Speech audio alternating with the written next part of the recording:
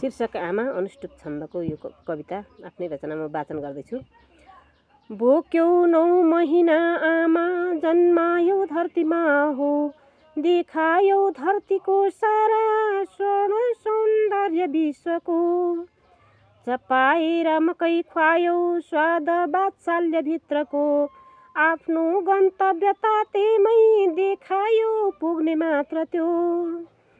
निराशाको अघि ज्योति बाली सामने खडा हुने, निशा चिरेर सामनेमा आई बाटो देखाउने।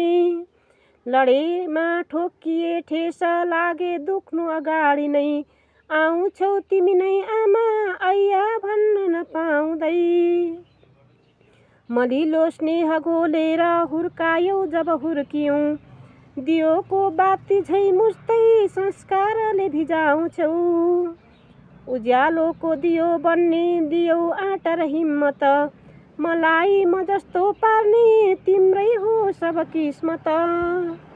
तिम्रो विशालतालाई पानाभित्र अटाउँदै, म कस्तो कविता भित्रै आमालाई अटाउँ खै।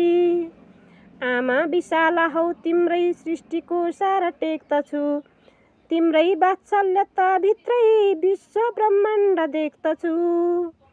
आमा विशाला हौ तिम्रै सृष्टिको सार टेक्दछु, तिम्रै वात्सल्यता भित्रै विश्व ब्रह्माण्ड देख्दछु।